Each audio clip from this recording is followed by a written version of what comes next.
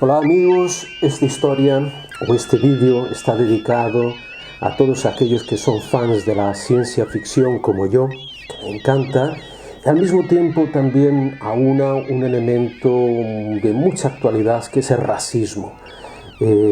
Como estamos viendo en estos últimos tiempos, manifestaciones en Estados Unidos contra el racismo, la violencia, la brutalidad policial contra la raza negra, no solo en Estados Unidos como en otros países del mundo, en Brasil, especialmente en mi país, y todo esto tiene sus consecuencias, pero ya también tenemos una conexión de esto que está pasando ahora con el pasado. Y de eso vamos a hablar, y de algo muy importante, un libro muy poco conocido. Yo lo tenía en casa, allí en Brasil, me lo traje hace mucho tiempo, que es este libro, publicado originalmente en 1926, yo tengo la edición de 1945, el libro se llama, los traduzco, o El presidente negro o el choque de las razas, novela americana del año 2228. Como vuelvo a repetir, publicado en 1926 en Brasil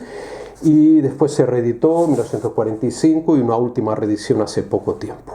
Bueno, os voy a contar primero la primera parte del libro, que es la parte luminosa, la parte ingeniosa, la parte del genio de su autor, que era Monteiro Lobato. Monteiro Lobato fue uno de los mayores escritores de todos los tiempos de Brasil, muy conocido en Brasil por sus obras infanto-juveniles y libros, o sea, que para la infancia que yo leí de niño, como uno de ellos que me impactó mucho fue Viaje al cielo, que hablaba de los planetas, de astronomía, y que influyeron sobre muchas generaciones, incluso a mí mismo. Pero este libro tiene una primera parte luminosa y una segunda muy oscura, muy terrorífica, muy asustadora. Y de ella yo os hablaré en el próximo vídeo, ¿vale? Porque vamos a dividirlo, porque si no, no habrá tiempo, y me parece muy interesante que lo sepáis, porque este Monteiro Lobato fue uno de los precursores de la ciencia ficción en Brasil, una especie de Julio Verne brasileño. Para resumir, el libro empieza con un accidente que sufre un joven vendedor llamado Ayrton Lobo, una persona con estudios básicos, un ciudadano de a pie de aquella época de Río de Janeiro, que vivía en Río de Janeiro y se dirigía a la ciudad de Nova Friburgo, en el interior de Río de Janeiro, una región de sierras, de montañas. Y entonces sufre un accidente, se cae por una barranca el coche, se despeña y lo recoge y lo cuida en su casa el profesor Benson. Profesor Benson, de origen americano, cuyo abuelo era un geólogo de Estados Unidos que se quedó a vivir en Brasil, y este hombre vivía en una especie de castillo en Nova Friburgo, a unos pocos kilómetros de Nova Friburgo, un lugar muy misterioso. Vivía con su hija, que era Miss Jane, una chica guapa, rubia, ojos azules, y una chica muy inteligente, y que este profesor tenía ahí un laboratorio estilo Frankenstein, unas antenas misteriosísimas, y él decía que, bueno, en esos aparatos, en el mismo libro describía cómo tenía muchos, en el laboratorio, muchos aparatos electroradioquímicos, era la expresión que usaba, y una antena también para captar lo que él había descubierto como la energía o las ondas Z, que él aprovechaba para generar la energía para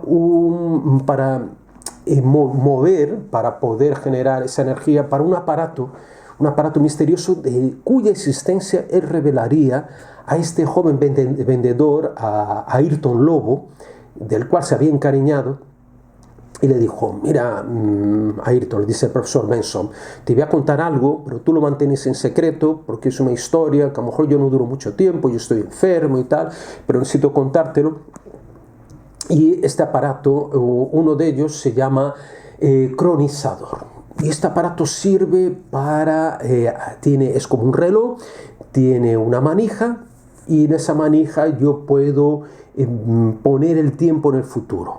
Entonces yo puedo, por ejemplo, cada minuto que yo ponga aquí representa un año. Entonces, para llegar al año 2000, en aquella época, necesitaba 74 minutos, que recorriera 74 minutos.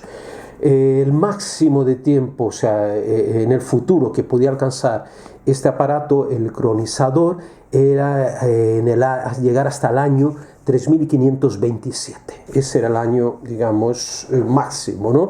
Porque el aparato no tendría más potencia para llegar más allá de ese tiempo.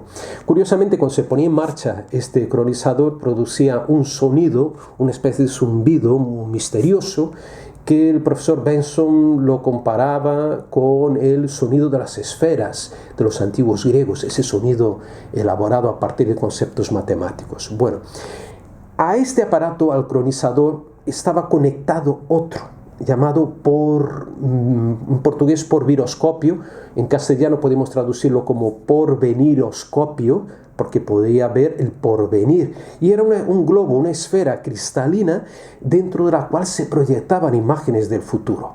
O sea, todo esto, como digo, conectado con ese aparato, lo ponían en el futuro y tal, y podían ver estas imágenes. Era como una máquina del tiempo de H.G. Wells, y sabiendo que ya H.G. Wells había escrito el libro La máquina del tiempo a finales del siglo XIX, posiblemente había inspirado a Monteiro Lobato, al escritor brasileño. Entonces ahí se ven, ahí el profesor le presenta a Ayrton Lobo, la Miss Jane. El joven se queda enamoradísimo de la bella doncella, ¿no? Se queda boquiabierto. Y bueno, entonces esta chica le cuenta las visiones lo que ella vio a partir de este porveniroscopio. Ella apuntaba todo, tenía su librito, y le cuenta cómo sería la Francia del año 3527. Estamos hablando de Francia porque en aquella época Francia era el país más chic, más, digamos, de moda, y venía de ahí, de hecho, la moda y todo, era un país que era muy importante. Entonces ella habla que en esa época las ropas serían muy diferentes, la gente vestiría con tejidos desconocidos, próximamente sintéticos, ya se adelantaba también al factor moda en esa época, y Francia estaría habitada ya no por la raza blanca, sino por la raza mongólica, la raza amarilla, según ella, y que posiblemente por oleadas de invasiones o de migraciones de pueblos asiáticos, ella no deja muy claro. También hay un aspecto, para mí, de lo más importantes en el libro. No es una gran obra literaria, pero tiene factores muy julivernianos, muy de Julio Verne. Y uno de ellos es una antevisión a la Internet. Él ya más o menos ve un aparato o aparatos que pueden emplear lo que él llamaba las ondas o el radiotransporte. Este aparato podría permitir a los empleados de oficinas, a los funcionarios públicos, por ejemplo, trabajar desde sus casas. O sea, el teletrabajo del que estamos hablando tanto actualmente a raíz del coronavirus, él ya lo veía en 1926, este aparato, que podría transportar, cuyas ondas podrían transportar no solo imágenes y sonidos, como también olores y sensaciones táctiles. Eso es genial, porque en aquella tenemos que recordar que en la época no se había inventado todavía el televisor, o sea que transmitir imágenes a distancia no era posible en aquel momento. Entonces él se anticipa, y no solo eso, se anticipa también Internet, y dice más todavía que eso evitaría que la gente viviera en las grandes ciudades, se evitaría entonces la contaminación provocada por los automóviles, transportes públicos, y habría menos accidentes y menos muertes, y la gente viviría en el campo, y de esa forma la gente sería más sana, porque saldría a pasear en su entorno natural y tendría mejor salud. Al mismo tiempo, estos aparatos de radio, que llamaba también de radiosensaciones o radiotransporte, podrían permitir que un periodista, estando en su casa, transmitiera sus ideas a través de ese tipo de equipos, y que estas ideas llegarían a las casas de las personas, que todos ellos tendrían aparatos una especie de pantalla luminosas y ahí se proyectarían las ideas por escrito de estos periodistas. O sea, lo que uno podría pensar, se proyecta por escrito y lo ves en tu casa. Y la gente tendría sus aparatos, serían suscriptores, pagarían cada mes para ver estos periódicos. Genial, una anticipación brutal, de las pocas, no hay muchas en la historia de la ciencia ficción sobre el Internet. También él habla de la holografía. Se anticipa la holografía, él habla del teatro a través también de ese sistema de radiotransporte. O sea, más o menos deja antever que se proyectarían imágenes, quizás tridimensionales o holográficas, de los actores en plena actuación. Muy interesante. Se anticipa también a la luz, a lo que son los LEDs y la iluminación, que él llama también en aquel momento de luz fría, directamente para iluminar las calles. Es genial esa visión, esa antivisión que tiene de la luz fría. Y hay algo que él habla también muy interesantísimo, que es muy relacionado a la parapsicología, al espiritismo, tan en boga en aquella época. Vamos a recordar que era la época de las mesas parlantes, de las reuniones espiritistas, tanto en España como en América, ¿no?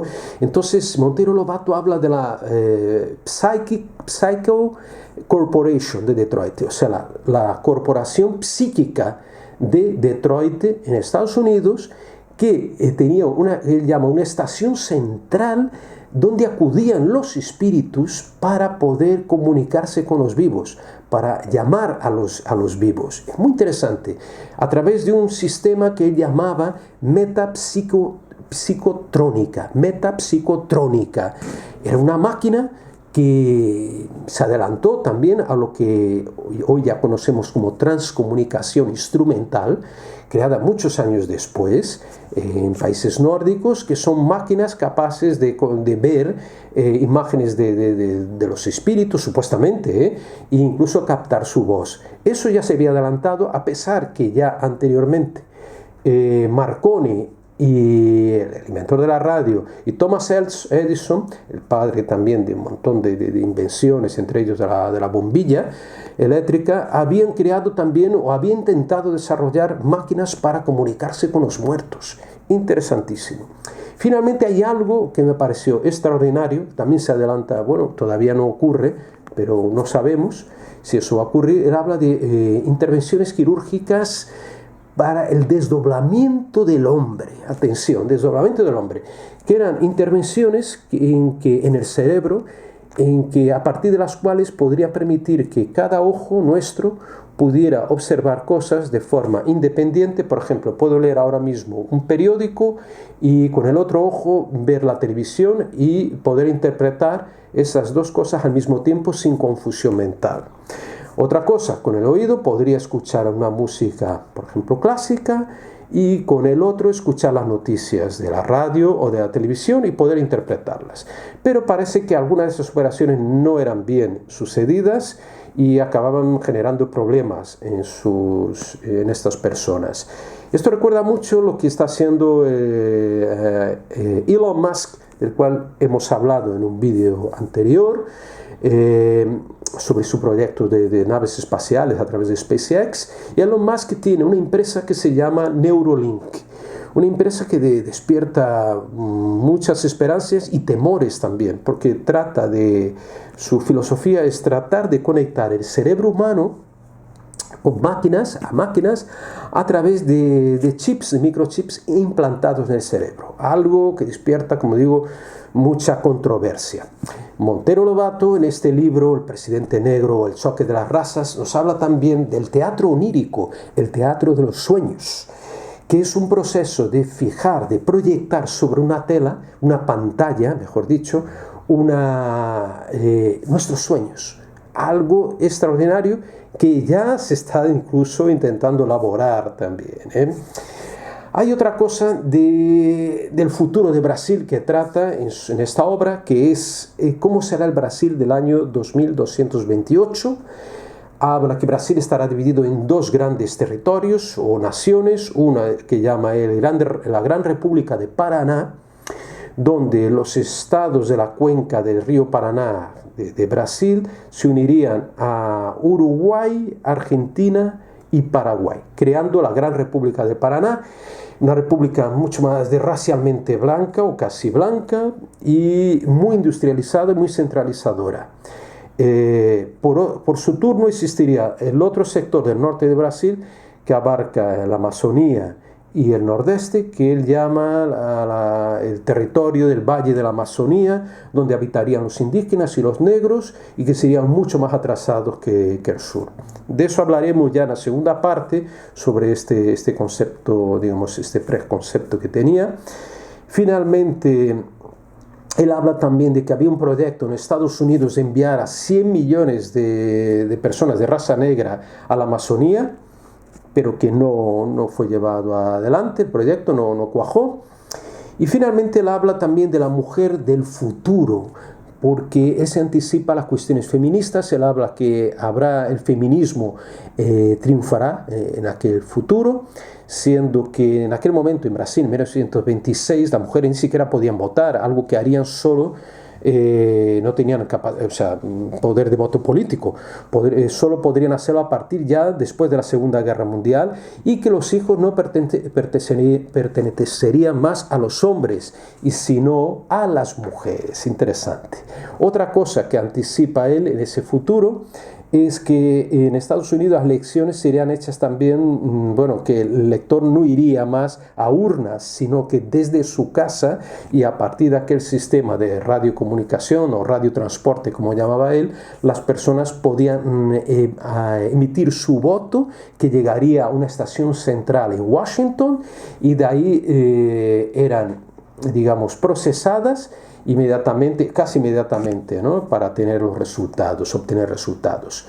Finalmente, en esta primera parte del libro, termina con el fallecimiento del profesor Benson, no sin antes destruir todos los planos de aquellos aparatos maravillosos del cronizador y del porveniroscopio, y dejarlos también inutilizados para que no cayeran en manos equivocadas, y además deja la vida muy arreglada para su hijita, a Miss Jane. Le deja apuntado todas las previsiones de la cotización de la bolsa de valores en los próximos 50 años. O sea que sabiendo de eso, podría ganar su dinerito o su dineral esta joven doncella. Pues así termina esta primera parte del libro. Y la segunda parte es muy distinta. Hablamos ya de elementos muy oscuros, muy terribles, muy estremecedores, yo diría, pero os dejo ahí con ganas. Por favor, inscribiros si ya no lo habéis hecho en mi canal Misterios con Pablo Villarrubia, dejar vuestro like, ¿no? Que os gusta, por favor, si os gusta, yo espero que sí, y seguiremos con esta historia en el próximo vídeo. Muchas gracias.